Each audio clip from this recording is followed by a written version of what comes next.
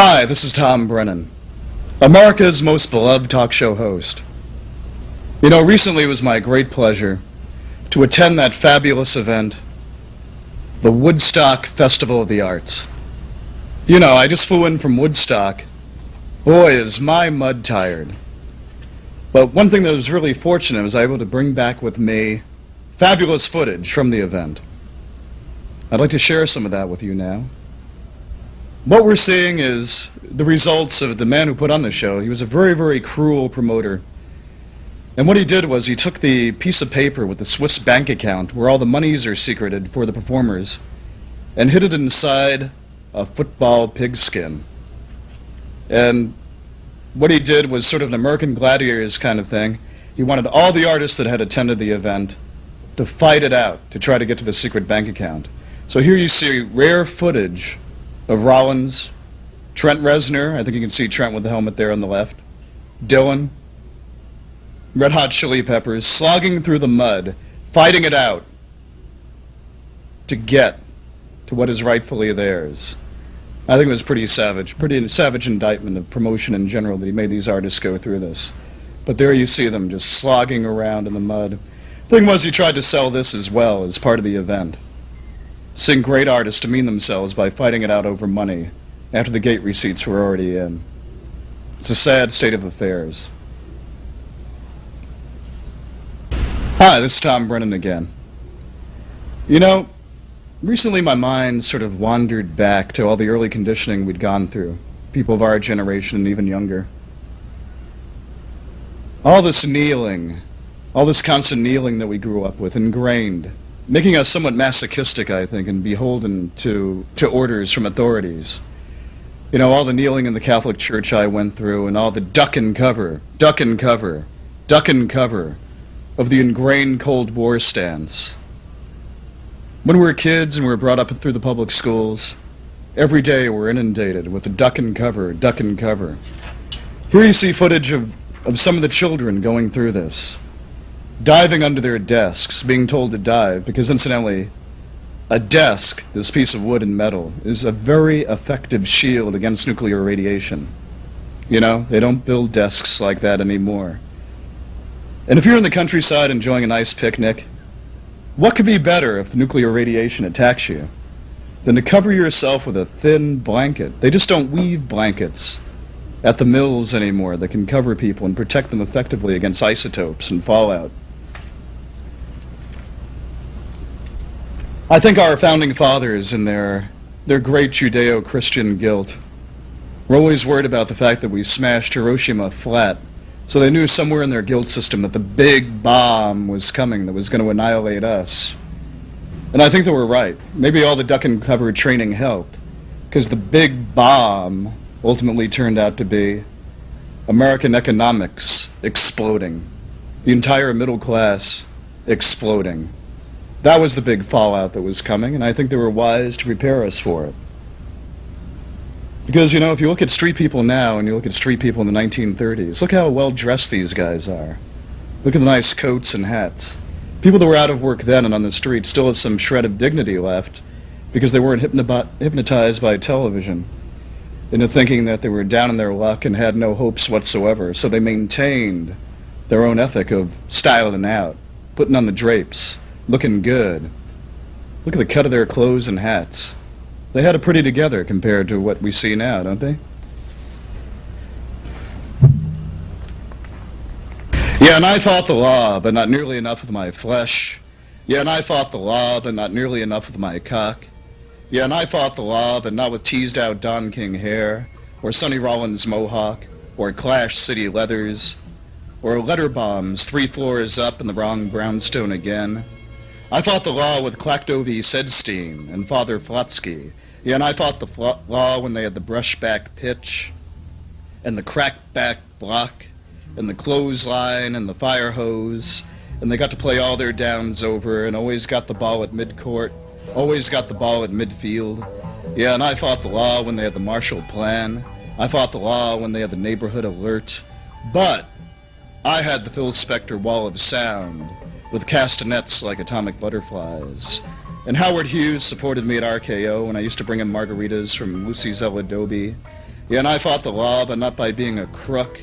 And I fought the law, but not by being a cop, but by putting butterfly stitches in the little girl's bleeding foot, and by getting lost on J&B Scotch at enormous garage sales, where all the paperback books dripped San Antonio humidity, at that hour when all the city buses changed their signs to out of service. Yeah, and I fought the law like Sam Shepard never murdered his wife, but was an astronaut and a Pulitzer Prize playwright instead. Yeah, and I fought the law because I don't drive but use the bus instead. And I fought the law, and the law won. Because Andy Griffith was the sheriff in my town, and Don Knotts was the deputy in my town. And I could not shoot that sheriff, and I could not shoot that deputy. Yeah, and I fought the law like they blew up Mountbatten with gelignite. And I fought the law by counting every Provo acid bomb. And I fought the law like Northern Ireland passes everybody by because you see the news, you read the paper. Yeah, and I fought the law against the pinball machine of unrequited love. Yeah, and I fought the law like I could just remake The Passenger with me and Juliette Berto after I help her score on the Place Pigalle. Yeah, and I fought the law when I was too white for the white girl. Yeah, and I fought the law when I was too white for the black girl. And I fought the law like, do I have to write a protest song? Like Laugh at Me or Eve of Destruction or When the Ship Comes In? Because that bastard at the Atomic Cafe, you know, the older guy behind the counter, did not bring me my cup of tea, but tried to charge double anyway. Yeah, and I fought the law when N dosed me with a winsome cloud of her body. Yeah, and I fought the law when N gave me her impervious sweetness shrug and pumped me full with bodily ambition. And I fought the law because I do not smoke the herb anymore. Because people have changed so much, when I smoke it, it just sensitizes me to the waves of hostility and boredom that radiate from them. Yeah, and I fought the law in every dark block in the scary bright world. Yeah, and I fought the law when it wasn't good to be prepared. Yeah, and I fought the law when it was so much better to be powerfully unprepared. You know, what I like to do, what a lot of my fans don't know about me, one thing I really like to do when I'm alone is read Kafka's diaries. I like to put on like a nice soft bathrobe and some fuzzy slippers, you know, put my hair up, put my legs up, maybe put my feet in some Epsom salts, and run through Kafka's diaries again. One thing I didn't know, and I was reading them just the other night, one thing I didn't realize about Kafka is when he was in Prague, and he was young and struggling, he had a band. He had this guy, Gustav Schrem, on accordion, this other guy, Josef Strumer, on zither. And Kafka used to play around all the Federation dances, you know, in the local halls. One thing going through his lyrics, though, that really struck me is the uncanny similarity between Kafka's work and some of the early Elvis. Now listen to this one. I'll try to do this from memory.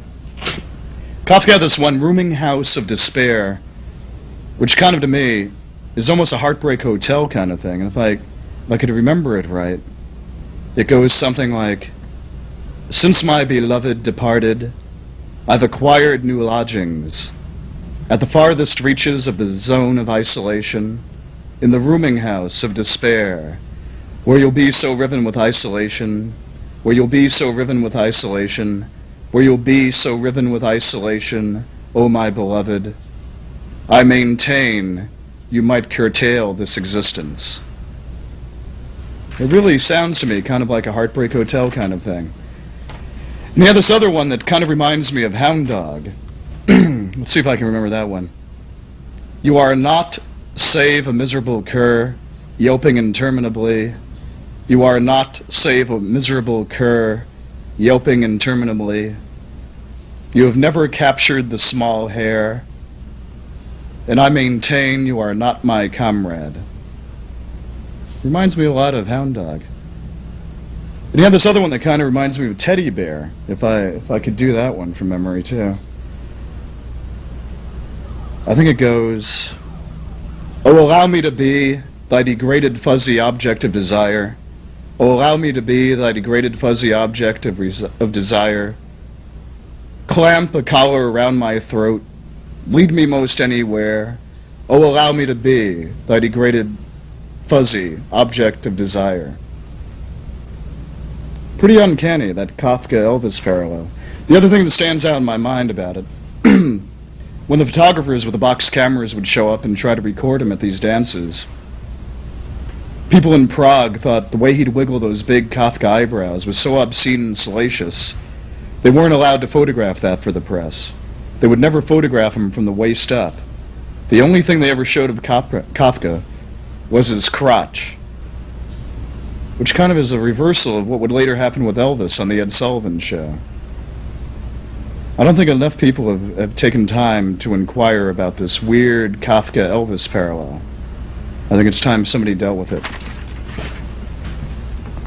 Poems? You better get you some flat-out dreams. Question, do I get the first one free? Answer, yeah, the first and the last. It's the middle ones you gotta pay for. I gotta find my way around that personal mountain. The sun shines so loud, the nights are so cold. Gotta find my way around that personal mountain. The sun shines so loud, the nights are so cold. Gotta find my way around the pro game. It's the only game there is, or so I'm told. Good question. Let me investigate my motives and I'll get back to you. This is just a book found on a bus bench. Sometimes I drive the wish right out of your eyes, spoil all your table settings with tomato stains from a big, loose Ozone Park pizza that's followed me around for years. I just spend time looking back there. Not gonna spend time looking back there anymore. Some women want guys already down to that hard part of themselves, guys already cut through to the hard shale marrow, so they can feast on it. The vein of danger maleness, flamed all the way up through the surface. They say it's better to come up the hard way and build yourself up and get it all on your own. They're wrong or they're lying. You can tell it's so much better, much more fun, to have it all handed to you. Swing aboard the disheveled train of kicking tin and flexing flesh, disgruntled and faint of heart, got off at stops long ago, bailed out head first at tiny destinies. But we got some kind of commitment to arrive piecemeal at the timely junction of the intimate soul, away from the broke beer bottles that scar the time-honored base paths of when I was a pure softball kid, away from the defeated face that showed up in my Etch-a-Sketch, the defeated face that showed up in my Mr. Potato Head, the TV scrawl that maimed the eyes from innocence. Now no more memory plagues of ground glass locusts, no more to be plagued with myopic deeds. It's time to knock at my head, break the glass of my face, get me to respond to your 3 alarm. Gotta take myself as serious, gotta take myself as serious, gotta take myself as serious as her eyes gone all of a sudden hard. Let's see a movie this weekend, in your head or mine. I don't want to see these bands do their BuzzTech hardball racket played in full, square block time. I like something different, like the time pride in my personal appearance went out the window, and somebody climbed out and dragged it back in the dead of summer.